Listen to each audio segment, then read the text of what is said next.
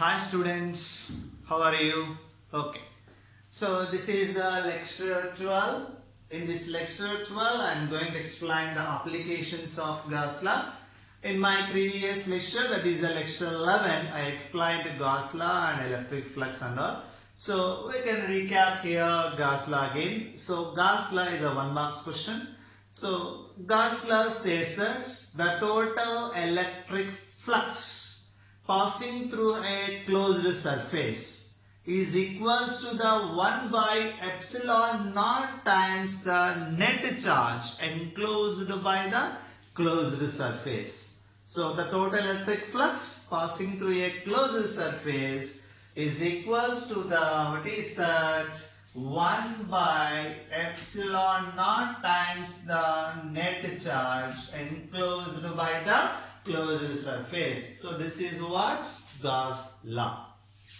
And here applications of Gauss law.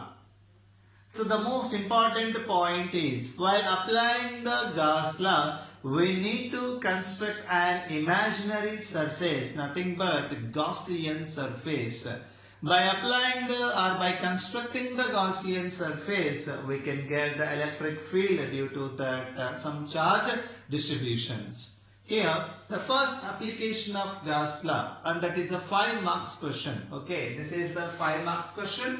That is electric field due to an infinitely long, straight, uniformly charged wire. So, what kind of this charged one? It is an infinitely long, straight, uniformly charged wire. Due to this electric field, we need to get. Got it? This is the 5 marks question in one of the important essay question in this chapter. Next, so we have to see the diagram how to draw. So a thin, this is the one thing, a thin infinitely long straight wire is placed along y dash axis. Observe the diagram carefully. This is the thin infinitely dash dash dash is there. Now that's why its length is infinity. So a thin infinitely long straight wire is placed along y dash axis. And this wire is having uniform linear charge density. So this wire is charged with a positive charge, and it is not a single charge. Okay, charge is distributed on the surface of this wire uniformly. So it has, what is that? A charge density. What type of charge density it is? Linear charge density. Is uniform or non-uniform? Since it is a thin wire, it is uniform linear charge density. So a thin infinitely long straight wire is placed along y dash axis, and it is having uniform linear charge density lambda. Okay, then after that, at a distance r, okay, at a distance r from the wire in any plane, okay, in any plane at a distance of small r from the wire, that are right angles to the wire. So, in any plane, right angles to the wire at a distance of r. Meaning of this is right angle to means perpendicular to this wire. In any plane means around this wire. So, this is the wire. Okay. Then around this wire at a distance of r. So, this side also smaller distance. This side also smaller distance. This side also smaller distance. This side also smaller distance. What are these? These are all the planes that are right angles to this wire at an equidistance, means at same distance. That's why. So in any plane right angles to the wire at a distance of smaller, the magnitude of electric field is same. So electric field depends upon the charge and the distance of that point to the charge. Okay na? So this is, since the distance is same around this or any plane right angles to the wire or around this wire, since the distance is same, the magnitude of electric field will be same. So in any plane at a distance of smaller right angles to the wire, the strength of the electric field field or the magnitude of this electric field is what? Same. And the direction of this electric field is radially outward. Why this electric field is radially outward? What kind of charge is given to this wire? Positive charge. So positive charge electric field is radially outward. This is the theory you need to write for this question. So what is that? We considered a thin, infinitely long straight wire is placed along y dash axis and it is having uniform linear charge density lambda at a distance of r, any plane right angles to the wire. The magnitude of electric field is same and it is radially outward.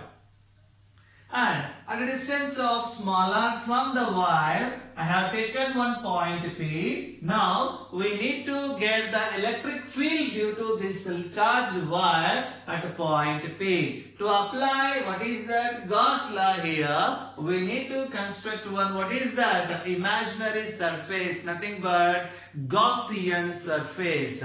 So this is the one cylindrical imaginary surface is drawn by taking small r is the radius and L, small l is the length of this, what is the cylindrical surface. So a cylindrical surface of radius r and length L is drawn like this or as shown in figure. So this cylindrical surface is enclosed, what is this? Linear charged wire.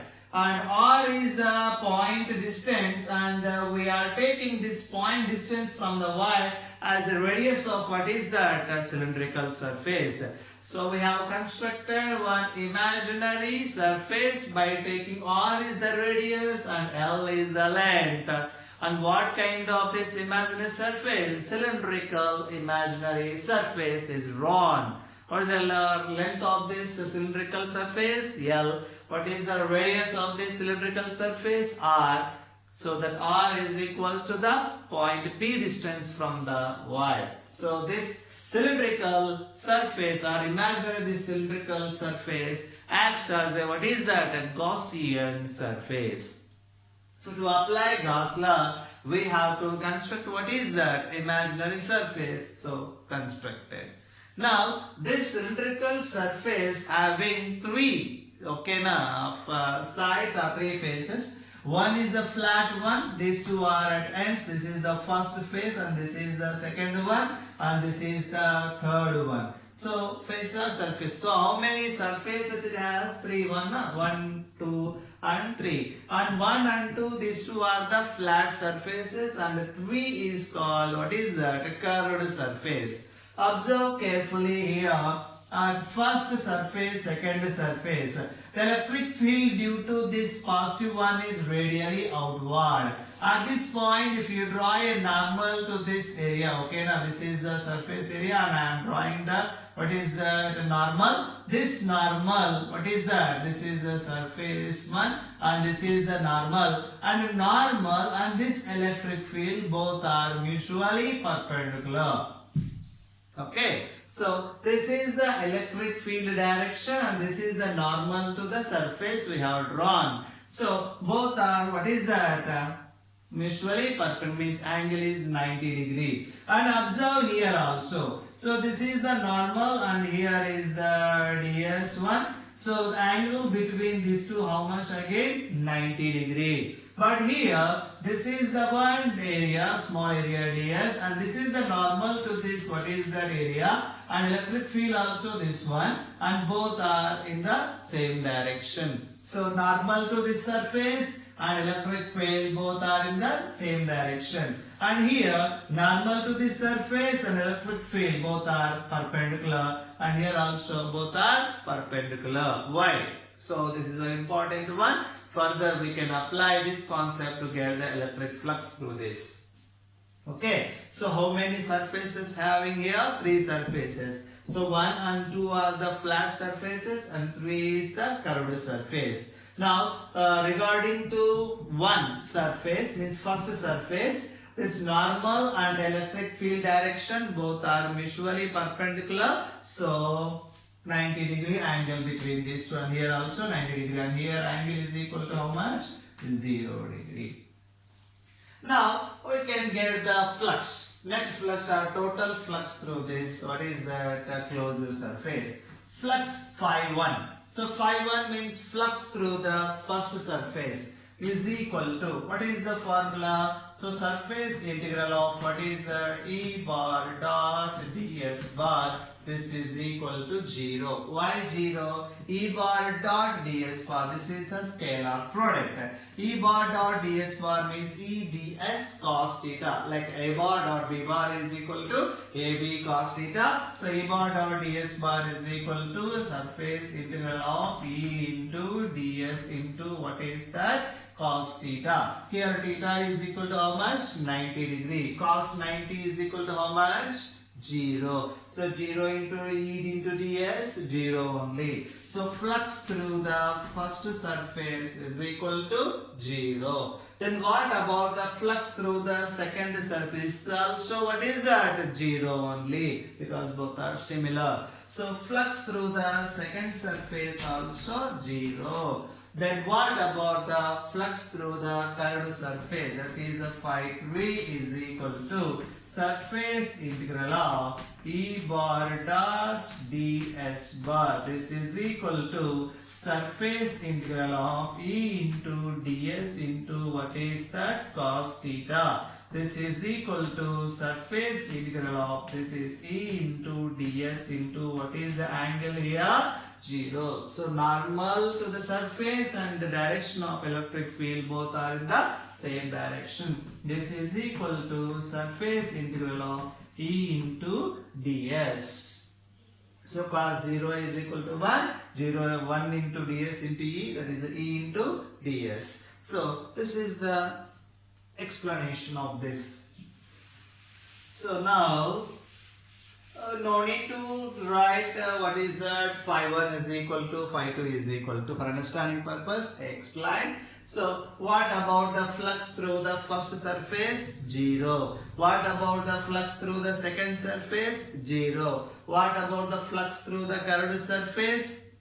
No, it is a non-zero value. So after writing theory of this particular answer, okay na, we have to write the flux through the surface 1 and surface 2 is 0. Since electric field is perpendicular to the normal drawn to the surface. Okay na? So the direction of electric field and normal drawn to the surfaces are perpendicular. So flux through the first surface and second surface is 0. And flux through the curved surface phi is equal to surface integral of E into ds into what is that? Cos theta. Directly I am writing. This is equal to surface integral of E into ds into what is that? Cos 0 degree. This is equal to surface integral of E into ds. This is equal to E into surface integral of ds. This is equal, integral of ds is equal to s. So what about the flux through this Gaussian surface? E into s. Got it now? So what is the flux through this electrical Gaussian surface? Phi is equal to E into s.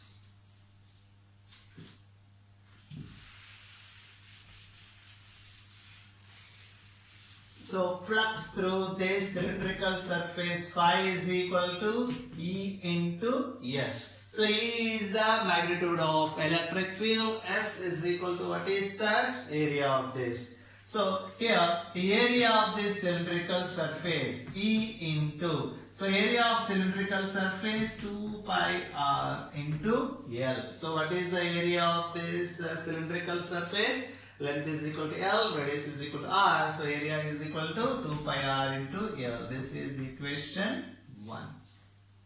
And this flux is equals to the 1 by epsilon naught times the net charge. Got it? Here by, what is that, or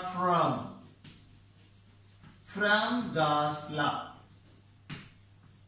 By applying Gauss law, this flux must be equals to the, what is that, 1 by epsilon naught times the charge, or 1 by epsilon naught into q, or q by epsilon naught, everything will be same only. So q is, phi is equal to, what is that, 1 by epsilon naught into, what is that, q. Here q is not given directly, we can write in terms of linear charge density. Linear charge density is equal to charge divided by length. So charge is equal to lambda into L. So this is equal to lambda L divided by epsilon naught. This is equation 2. So phi is equal to E into 2 pi r into L. This is equation 1. Then phi is equal to lambda L by epsilon naught. This is from Gauss law. That's why I recapped Gauss law earlier. So according to Gauss law, the total electric flux passing through the closed surface is equals to the 1 by epsilon naught times the net charge enclosed by that surface. So 1 by epsilon naught times of charge. So here charge is equal to lambda into L. From equation 1 and 2, phi is equal to E into 2 pi r L. Here phi is equal to lambda L by epsilon naught. So both here left side same now. So we can equate these two. That is E into 2 pi r L is equal to lambda L by epsilon naught. Okay. This is E is equal to lambda L divided by 2 pi r epsilon naught into L. So E is equal to lambda L divided by 2 pi r epsilon naught into L. L cancelled. This is equal to lambda by 2 pi epsilon naught r. This is the electric field due to this, what is that, thin, infinitely long, straight wire having uniform linear charge density. So this is the electric field due to linearly charged wire of having infinity length. So what about the flux through the first surface? 0. Why 0? Electric field direction and normal to the surface. Both are perpendicular. If theta is equal to 90 degree, that too with the normal only we should take. That's why while calculating time flux, the angle is theta. The theta must be with the normal to the surface, not with the surface. And here also perpendicular. So 90, 90. That's why flux through this is 0. And flux through the curved surface only available.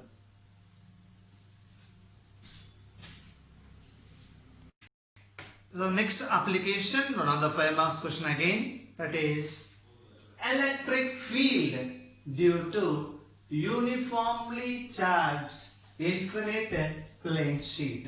So this is the second application. So what is the second application of Gauss law? Here electric field due to a uniformly charged infinite plane sheet. This is the one of the 5 marks question. And see the diagram carefully. This is the one, what is that? Infinitely plane sheet. This is the infinitely, what is that? A plane sheet having charge density sigma. Here sigma is what? Uniform surface charge density. Here sigma is what? Uniform, what is that? Surface charge density. So sigma is equal to charge divided by area. Here Q is equal to sigma into A. So this is the infinite plane sheet having charge, what is that? Positive. So this plane sheet is charged on its both sides, okay, having uniform surface charge density sigma. And we have to choose one Gaussian surface. Here I have chosen one cylindrical Gaussian surface that is passing through this. Okay, this is the one cylindrical Gaussian surface I have chosen. Here P and P dash points. P and P dash points are at equidistance from the plane sheet. So here P and P dash, these two are the points are at equidistance from the plane sheet. That's why electric field due to this charged plane sheet will be same in magnitude. What is that? At point P and at point P dash. So at point P and at point P dash, electric field magnitude is same due to this plane sheet. Why the electric field magnitude is same at point P and at point P dash? Since this P and P dash points are at equidistance from the plane sheet. Okay, and what kind of charge is given to this plane sheet? What is that? A positive charge is given on either side of the, what is that? A plane sheet. A positive charge is distributed. So what kind of charge is given?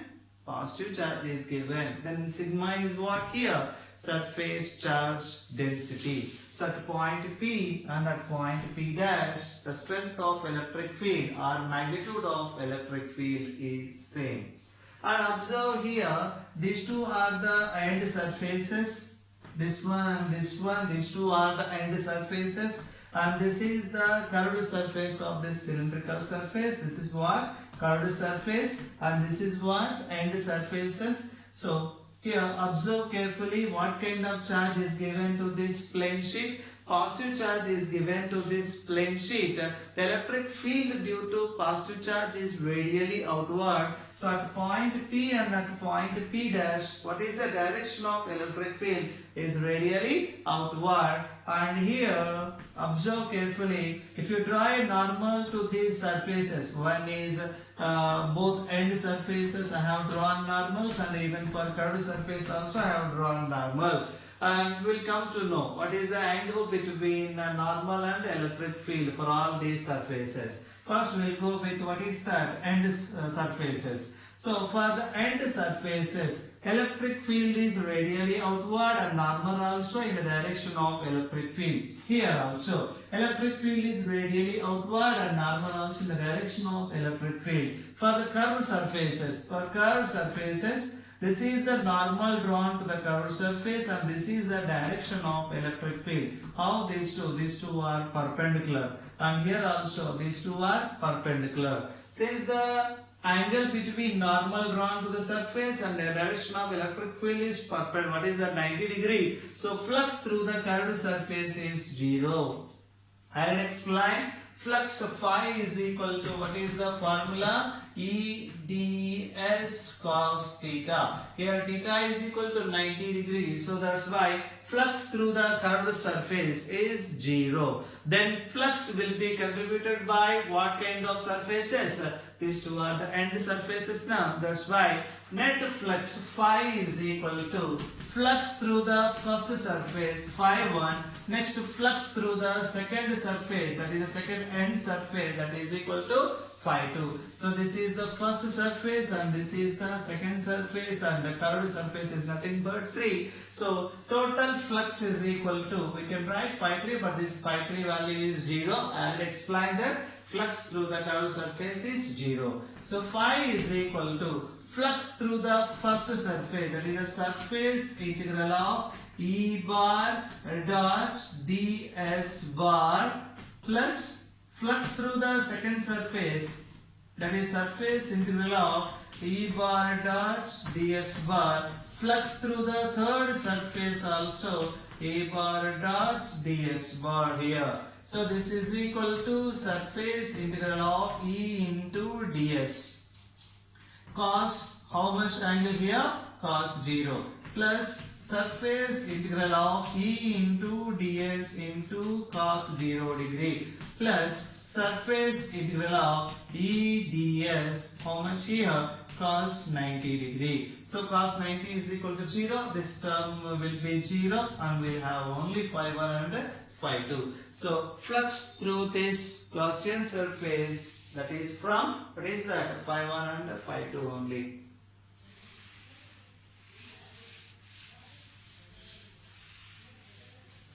So total flux phi is equal to flux through the end surfaces, that is a phi 1 plus phi 2. This is equal to, already explained, that's why surface integral of E into ds plus surface integral of, what is that, E into ds. So surface integral of E into ds means E into surface integral of ds plus E into surface integral of ds. This is equal to, integral of ds is s plus E into integral of ds is equal to s. This is equal to es. Instead of s, we can take a also. So s is here area, and even a also area only. So flux, total flux phi is equal to 2es. This is equation 1. Got it? So flux I calculated. So for this I first constructed one, what is that? One cylindrical Gaussian surface, and after that I calculated flux. So what is the total flux passing through this cylinder? Phi is equal to 2es. This is equation 1. And we know that. So by applying the Gauss law, so Gauss law, according to that, the total flux passing through the closed surface is equals to the 1 by epsilon naught times the charge, that is net charge enclosed by that surface. So according to Gauss law, this flux is equal to, what is that, q by epsilon naught. This is equation 2. From 1 and 2 we can write 2es is equal to q by epsilon naught. That is, E is equal to q by 2s epsilon naught. This is equal to q. Charge is not given directly, so charge density is given. So we know that sigma is equal to q by a or s. Here you can take s also or a also. From this, q is equal to sigma into s. So in the place of q we can write sigma into s divided by 2s epsilon naught. S get cancelled. This is sigma by 2 epsilon naught. So what about this? This is the electric field due to plane sheet having charge. So this is the one, electric field due to uniformly charged infinite plane sheet. So one is over. So first I have taken one infinite plane sheet and is charged on the either sides. On both sides the positive charge is charged, and the latter I have constructed, what is that, one Gaussian surface, and seen the flux through the different surfaces of the Gaussian surface. So flux through the end surface is only here available, flux through the curved surface is 0. With the help of that, first I calculate the total flux, and that flux is equated with a q by epsilon naught and got the answer. So next application, electric field due to uniformly charged spherical shell. This is the 5 marks question. The most important 5 marks question from this chapter is this one only. What is that? Electric field due to uniformly charged spherical shell. In these 3 cases are there. So electric field due to this spherical shell, outside the spherical shell, close to the surface of spherical shell, and inside the spherical shell. So these 3 cases are there. First we'll go with the case 1. What is that? Outside of spherical shell. Outside of spherical shell. First we need to understand the diagram carefully. So observe here. This is the spherical shell having radius capital R. So what is the radius of this spherical shell? Capital R. So this is the spherical shell having radius capital R, and on the surface of this spherical shell, charge Q, nothing but positive charge, is distributed uniformly. So charge Q, nothing but positive charge, is distributed uniformly on the surface of this spherical shell having radius, what is that? Capital R. And at a point P. So P is a point at a distance of small r from the surface of, what is that? From the center of the spherical shell O. So P is a point at a distance of small r from the center of the spherical shell O, such that the small r is greater than capital R. Then only P will be the outside of the spherical shell. If r is equal to capital R on the surface. If a small r is less than capital R, then point P will be, where will be? It is the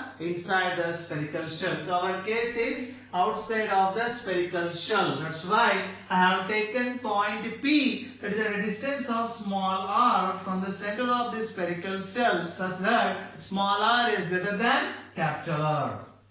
So P is the point, nothing but outside the spherical shell. So to apply Gauss law here, we have to construct what is the imaginary surface. So here a spherical surface, nothing but imaginary spherical surface is constructed, that is through this point P. To this point P of radius small r, and O as the center of this one also. So O by taking as a center and small r taking as a radius, a spherical imaginary surface is constructed through this point P. So this imaginary spherical surface can be treated as a, what is that, a Gaussian surface. Now, so we have constructed what is that, a Gaussian surface, and observe carefully, this is a spherical shell, like a, what is the plastic ball, inside it is a hollow. So this is the one, this is due to symmetry. This spherical shell having what kind of charge? Positive charge. That's why around this, due to this, what is symmetry, around this spherical shell, the, what is that, electric field is radially outward at a distance of r. Around this, what is that, and the magnitude of electric field is same. That's why we can take electric field at point P is E. Okay, what is the electric field at point P? Due to this is E, and that is radially outward. So what about the direction of electric field due to this spherical shell around this? So around this, due to symmetry, the direction of electric field is radially outward. So at this point, it is radially outward. This is the direction of electric field.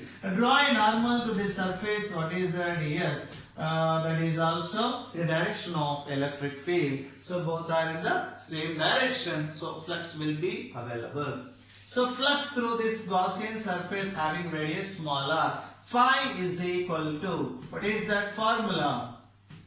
Surface integral of A bar dot ds bar. This is surface integral of E into ds into, what is that, cos theta. This is surface integral of E into ds into cos 0 degree. So due to symmetry, okay, electric field is radially outward. Draw a normal to the surface, then that normal and electric field both will be in the same direction. That's why angle theta is equal to 0. Here surface integral of E into ds cos 0 is equal to 1. This is equal to E into surface integral of ds. This is equal to E into S. So here S is the area of the Gaussian surface. So here S is equal to, what is that? Area of the Gaussian surface. So flux phi is equal to E into S, that is E into area of this dotted, nothing but Gaussian surface, is 4 pi r square. So radius of this dotted one is, what is that, small r. That's why 4 pi r small r square. So this is the flux through the Gaussian surface. So what is the flux through the Gaussian surface? Phi is equal to E into 4 pi r square. This is equation 1. Then after that, we have to apply the Gauss law. So according to Gauss law, this flux must be equals to the, what is that, Q by epsilon naught. This is equation 2. So left hand side 5 pi naught. So we can equate these two. That is E into 4 pi small r square is equal to Q by epsilon naught. Here Q is equal to, charge is there on this sphere, okay now, and this is dotted one is Gaussian surface, and solid line, what is that, spherical shell. That's why Q by epsilon naught, in the place of Q here, what kind of charge? Positive charge and having density sigma. So sigma is equal to surface charge density, that is equal to Q by area. So Q is equal to, what is that? Area here you can take A also. That is Q is equal to sigma into A. So Q plus we can write sigma A divided by epsilon naught. So E is equal to sigma A divided by 4 pi r square into epsilon naught. That is sigma area of this spherical shell. The radius is capital R. That's why area is equal to 4 pi capital R square. Don't get confused. Here, this is the area of, what is that? Gaussian surface. That's why small r square I have taken in the area for formula.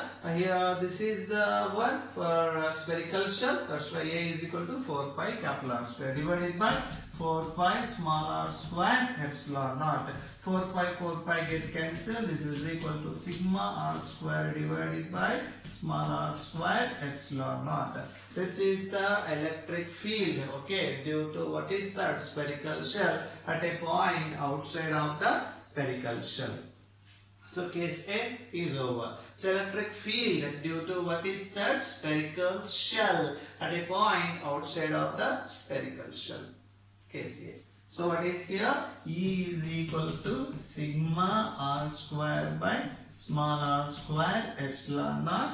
Otherwise, here only we can write. Here only we can finish it. Q by 4 pi r square into epsilon naught. This is equal to Q divided by, from these two. Okay, na? So 4 pi r square epsilon naught. Further we can rearrange, that is 4 pi epsilon naught r square. So both are same only. So this is the electric field due to spherical shell at a point outside of the spherical shell. So condition here, what is that? Small r is greater than capital R. Then only it will be the outside of the spherical shell.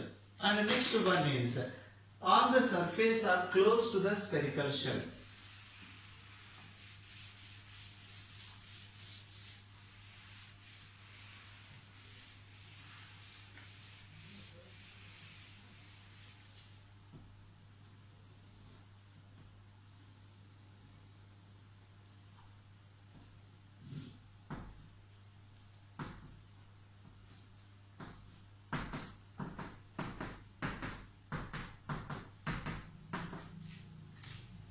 Next, case B, what is that? On the surface. On the surface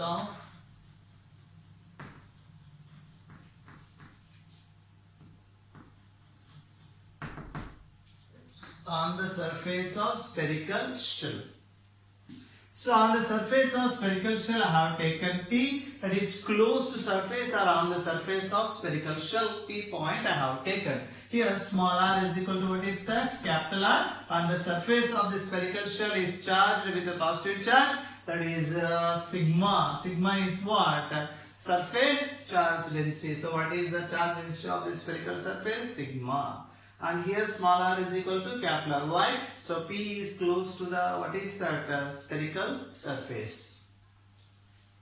Then earlier I got na, E is equal to, what is that? Sigma capital R square divided by small r square into epsilon naught. This is outside of the spherical shell. Here we can keep small r is equal to capital R, since P is close to the spherical shell or on the surface of spherical shell. So E is equal to sigma r square divided by capital R square into epsilon naught. Both get cancelled. Here is equal to sigma by epsilon naught. So what is the electric field due to spherical shell at a point on its surface or close to its surface? E is equal to sigma by epsilon naught. This is on the surface of spherical shell. Next, after this, so one is outside of the spherical shell, I already explained. This is on the surface or close to the spherical surface. For this, one more method is there. That one also I can explain here. So here, surface of the spherical shell itself is the Gaussian surface of this spherical shell. That's why flux through this. I'll explain how we got electric field. Electric flux earlier. So same concept. Phi is equal to what is that? Surface integral of E bar dot ds bar. This is equal to surface integral of E ds into cos 0 degree. This is surface integral of E into ds. This is equal to E into surface integral of ds. This is equal to E into here E into what is that? 4 pi r square. Small r is equal to capital R. So find flux through the Gaussian surface, nothing but that surface calculated. And this phi must be equal to what is that? Q by epsilon naught. Here 4 pi capital R square into E. Flux is equal to sigma into A, area, divided by epsilon naught. This is equal to E is equal to sigma into area of the spherical shell, 4 pi r square divided by 4 pi r square into epsilon naught. Both get cancelled. Remaining one is sigma by epsilon. In both methods we got the same answer. So that method also you can write, or this method also you can write. So what is the electric field due to spherical shell at a point on the surface or closed surface is equal to sigma by epsilon naught. Next, at a point inside the spherical shell. So one is outside already calculated, another one is on the surface also calculated. Next one, what is that? Inside. Inside of spherical shell. Electric field due to spherical shell at a point inside. So inside means here. So this is the one Gaussian surface taken. This is the radius of spherical shell and this is the radius of Gaussian surface. So at a point, what is that? Point P. So inside the spherical shell. So point P chosen inside the spherical shell at a distance of small r from the center of spherical shell. Okay, now, so point P is at a distance of small r from the center of spherical shell within the spherical shell or inside the spherical shell. So condition here, small r must be less than capital R. If small r is greater than capital R, then it cannot be inside the one, it will be outside the point. So through this point P with the radius r, I have constructed what is that? One Gaussian surface to apply the Gauss law. So flux through this Gaussian surface, phi is equal to surface integral of E into ds into cos 0 degree. This is surface integral of E into ds. This is equal to E into s, that is E into 4 pi r square. This is equation 1. I will explain how we got that. That's why directly I am writing. So flux phi is equal to E into 4 pi r. This is the Gaussian surface. Through the Gaussian surface means area must be written in terms of small r only. Next, according to Gauss law, this flux must be equals to the Q by epsilon naught. Here Q inside divided by epsilon naught. Is there any charge inside the spherical shell? No. That's why Q inside is equal to 0. That is 0 by epsilon naught. This is equal to 0. So flux is equal to 0. As flux is equal to 0, from these two we can write E into 4 pi r square is equal to 0. Nothing but electric field is equal to 0. So electric field within the spherical shell is 0. So this is the third case. So here are three cases. Any two will get in the examination. That is one either outside or on the surface, or either outside or inside. So what is the electric field value inside the spherical shell? It is 0. And we can draw a graph also how the electric field varies with the distance. So here small r is equal to capital R. Here is the strength of the electric field. Here it is equal to small r. So small r taken along x-axis and strength of the electric field taken along y-axis. Observe carefully. first starts from center of the spherical shell. So from the center of the spherical shell or close to the spherical shell, coming like this, small r is increasing. But if point is there within the spherical shell, electric field is 0. So up to this point, what is that? R is equal to capital R. Here small r is less than capital R. Here small r is greater than capital R. So up to here electric field value 0 only. Why electric field value is 0 here? Inside the spherical shell. So electric field is 0. Up to here 0. Then on this it is maximum. Then again it will be decreases like this. This is the variation of electric field due to spherical shell with a distance. So up to here this is on the surface and this side it will be within the spherical shell and this is outside the spherical shell. So outside the spherical shell it is inversely proportional to the, what is that, square of the distance, 1 by small r square. So this is the electric field due to spherical shell at a point outside the spherical shell, at a point close to the surface or on the surface of the spherical shell, and at a point inside the spherical shell. One of the 5 marks question. Here first you have to calculate what is the electric flux. By getting the electric flux, further we can apply what is the Gauss law. Here we should know how to get the electric flux in 3 questions. First question I will explain what is electric field due to infinitely long straight wire. For that also first we calculate electric flux. Later we applied Gauss law. Even for plane sheet also first we calculate electric flux. Later we applied Gauss law. And here also first I got what is electric flux. Later I applied